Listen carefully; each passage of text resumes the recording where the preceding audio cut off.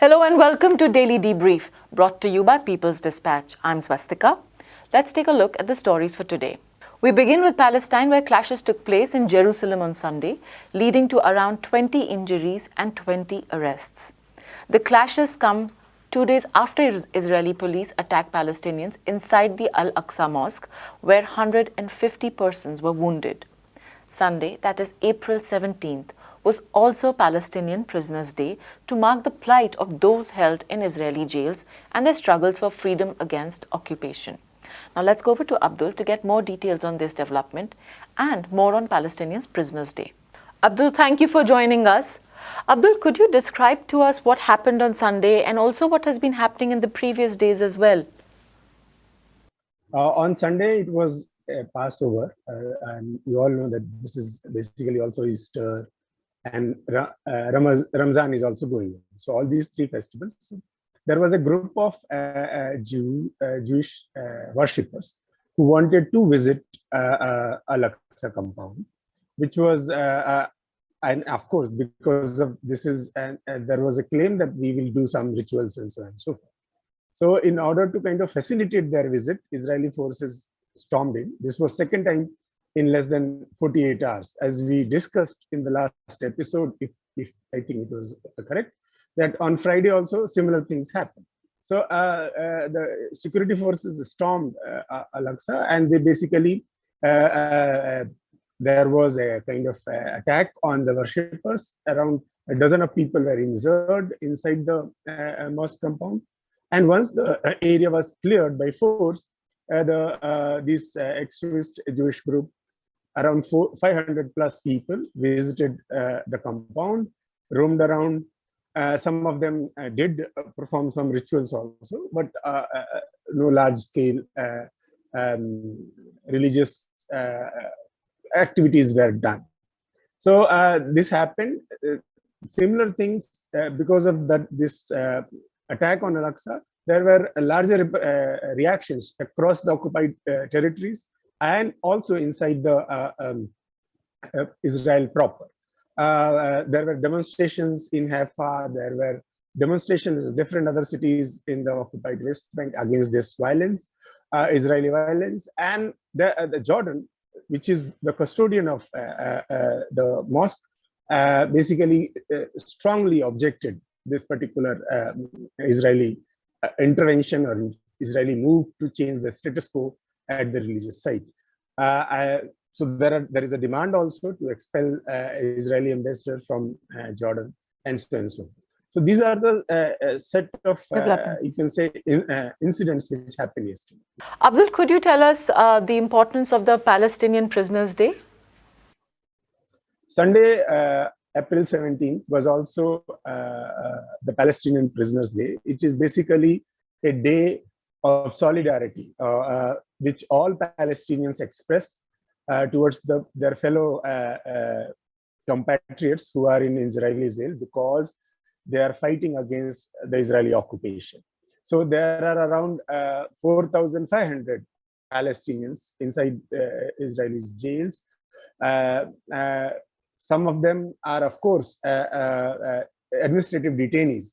And administrative detention is basically an illegal practice only followed in Israel, in which the Israeli forces can arrest you and kind of keep you inside jail without filing any charge against you, without holding any trial for years. So there are women and there are children. There are people who basically died in Israeli custody. There are 8 of such people who have died in Israeli custody year back.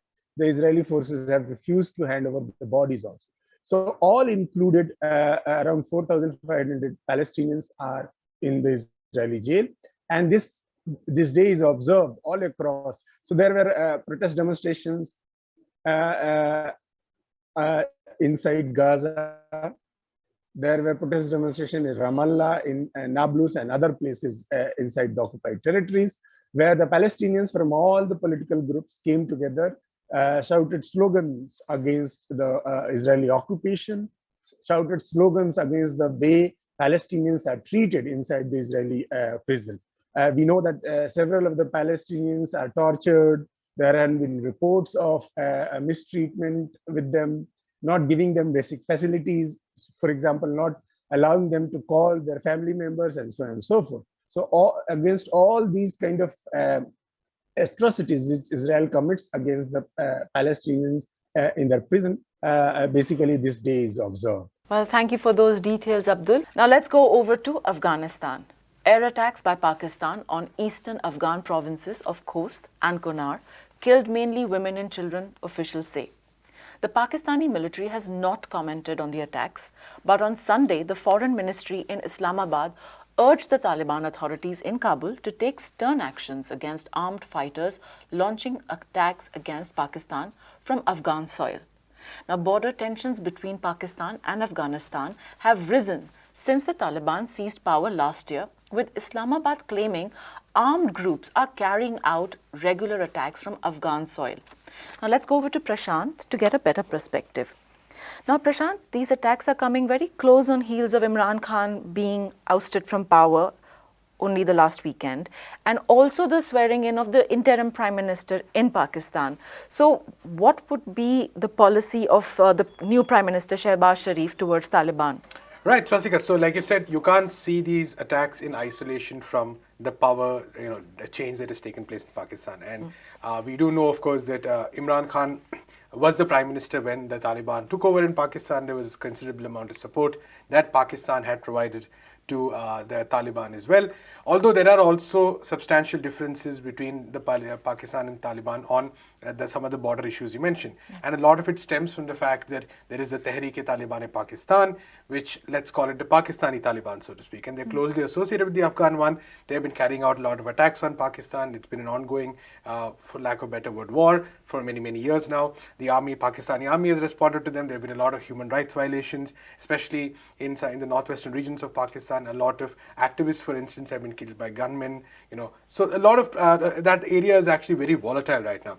And this has been an ongoing struggle. So it is. I think it's quite interesting to see, also tragic, but also interesting to see that there's been is this a drastic change in position? We need to see, and I think only the coming weeks and months will sort of show whether there is a policy change as far as Pakistan is concerned, whether they're kind of accelerating if they're deciding to take a more stringent, they're deciding to take a more aggressive line against the Taliban, of course. Now, the Taliban has strongly protested, calling this a violation of sovereignty. We have seen protests breaking out in various cities in Pakistan, in Afghanistan, against this Pakistani involvement. So, and 40 people killed, like we said, most of them civilians. So that's quite a horrific death toll as well. And this, in some senses, also, it marks a kind of return in some ways, we'll talk about it a bit later, to the fact of the kind of attacks that they were taking place in Afghanistan all this while, which there was no accountability for, there was no justice for. So there's yet another instance of that, because it's not that Pakistan is going to have to answer to anybody for these attacks. Afghanistan has mounted, of course, a diplomatic it is called the Pakistani ambassador, submitted a formal protest. But the fact remains that Afghanistan does not really have any diplomatic heft. It's almost completely isolated internationally as well. So, what this kind of indicates is probably a bit too early to say. We need to really watch out for, because we also know that the power change in Pakistan also, they officially took a neutral stance, but Imran Khan being overthrown also means that the configurations between the military and the political establishment have also changed a bit. So, is this a policy that is being carried out by the military, with the Shehbaz Sharif government sort of giving them a free check to do whatever they like to do, as opposed to earlier? That's one question that remains to be seen. And we also know that the military has close ties with the United States as well. So a lot of dynamics in play right now. The removal of Imran Khan changing quite a few of these dynamics. So we have to wait and see in the coming weeks and months if this is a trend, this becomes a trend in some ways, if this is something Pakistan, continues to do. So that has some very dangerous consequences for the people of Afghanistan. Actually, staying with that, the times are very, very difficult for people of Afghanistan. What would you have to say about that? Right. So, this is like the worst thing that could happen in some ways, because we've already been talking about this on the show, the kind of economic crisis that Afghanistan is enduring. There are multiple crises, as we said. There's, of course, a massive economic crisis, millions of people staring at famine, facing great difficulty in terms of purchasing food, purchasing necessities. This issue, in some ways, kind of being eclipsed now by the war in Ukraine. I mean, it's not accurate to maybe compare these kind of disasters, and we should not, but it also does, we also see that the global attention tends to shift so drastically. Very true. Depending on the politics of those who are framing issues like this. And right now for the West, which is majorly responsible for the crisis in Afghanistan, it is far more profitable strategically to focus on Ukraine. So they are completely avoiding any discussion. There's very little talk about Afghanistan in the media. It's been pretty much abandoned. Also at the same time, we also know that Taliban itself has been indulging in all kinds of repressive policies. We saw that the schools for girls were shut down. There is no real way of, there's not much engagement happening internationally on this count. The main players which were actually in some, offered the possibility of, a more sustainable engagement, which is that Russia, China, Pakistan, the Central Asian republics, maybe even India, all of them would sort of be able to work together. That is facing a bit of a challenge also because of now the Ukraine situation. Russia is facing its own pressures, and Pakistan, now that Imran Khan has been overthrown, we do not know the exact nature of the policy that the new government, new establishment will take. So all in all, Afghanistan facing a host of crises, part of it because of the Taliban's own policy framework, the way it has been, the way it has behaved, the way its orientation is in general towards all kinds of policies, and largely also because of the fact that there's complete abandonment. So considering all this, if these kind of attacks continue, and we know that these attacks used to happen in the past as well. So if these kind of attacks continue, there's impunity again in the name of fighting terrorism. Then we have seen such attacks across the world. We've seen that in Yemen. We've seen that in so many other places where there are just bombing attacks saying that we were targeting terrorists, but it is civilians who die at the end of the day, right? And because these are rare attacks, there is actually there's complete impunity. Often there's very few people have to answer. The United States has never answered as well. Pakistan won't have to answer probably also. So keeping all that in mind, if this kind of incidents continue, if these kind of incidents increase, it's going to be just another layer of horror on top of an extremely difficult situation that the people of Afghanistan are facing. This multi-pronged crisis, economic, social, political, and on top of this random violence as well. Prashant, thank you for those details. Do stay with us for our next story as well. Now, looking at developments in Sri Lanka, the devastating economic grave that Sri Lanka has buried itself under has brought the people on the streets to protest against Sri Lanka's President Gotabaya Rajapaksa and his government. Now, while Sri Lanka is going to the IMF to apply for a loan program that will look at giving some buffer to its shattered economy, President Gotabaya Rajapaksa expanded his cabinet with 17 new ministers on Monday and made sure that his family members were dropped from the cabinet after the protests against his government. Now, Prashant, this is interesting. First of all, a new cabinet has been announced. And will this buy any goodwill for Rajapaksa's government? I don't think so. Actually, it's interesting to note that at least 3 family members have been dropped. And we know that the earlier cabinet resigned on April 3rd.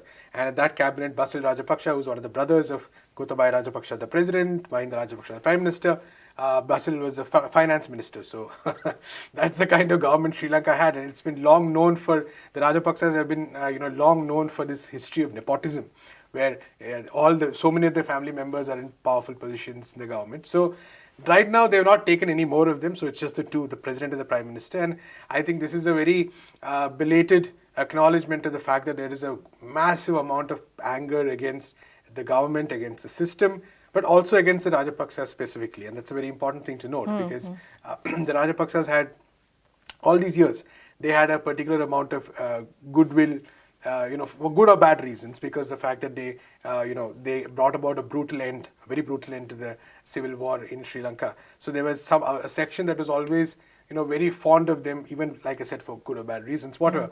But now a lot of that goodwill seems to have fractured in various ways, even among their core constituency. And I think the fact that none of the Rajapaksa brothers or family members have been brought back into the cabinet is definitely an acknowledgement of the fact that the president and the prime minister realize that their brand name is a bit toxic right now. So, it's not probably the best idea. It's commonsensical, but whether this will actually address the problem is very unlikely, because we know that the financial crisis is not just the result of one or two bad ministers or a culture of nepotism, which is very much there, but a much more longer systemic crisis stretching decades, and especially stretching the last 5 to 10 years.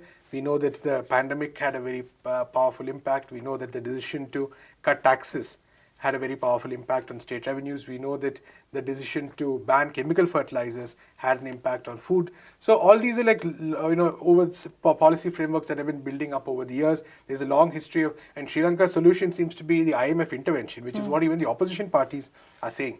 But the IMF is also responsible for a lot of these crises. So while they might get some money, and we also know that they defaulted on paying their debt. So while they might get some money from the IMF, it's not in any way going to be a sustainable solution to the crisis. So keeping all this in mind, the new cabinet, obviously essential because you need a cabinet to govern. The fact that you're not brought in any of your family members, the least the the president and the prime minister can do. But is it in any way going to help? I'm highly doubtful about that, because I think the crisis has acquired a momentum of its own. And it doesn't look like the government has really any solution to to handling this at all, because there's no policy framework, there's no new ideas that they're able to bring. The only option seems to be, let's just somehow bring in some assistance from the IMF and then we'll see what to do. So that really is not a solution. In fact, the protests have not really ended in Sri Lanka at all. So from the reports, what does it look like? Yes, these are very interesting protests, and there's been a lot of analysis about it. A very excellent article appearing recently by Professor Jayadeva Ngoda, who also talks about the larger meanings of this protest.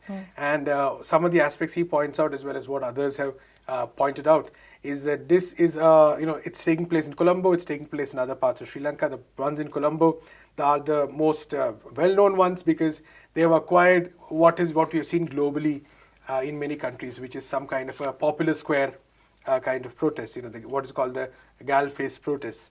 And the slogan is Gota Go Home, which is Gotabaya Rajapaksa Go Home. And earlier also we saw a protest in the heart of the Rajapaksa's political base. So that itself was a very significant moment. And many observers are pointing out that this marks, in some senses, a new set of possibilities for Sri Lanka's political culture as a whole, which is a very interesting thing. The fact that after years of division among religious and ethnic lines, there is a new kind of gathering, building together, which is highlighting economic and social and political issues, and as a united community, not on the basis of ethnicity or religion or caste, which are all major fundamental factors there. And so this is in some ways a very interesting development. Like many of these global protests across the world, there is a very strong anti-political element to it, in the sense that there is a rejection of all the parliamentarians.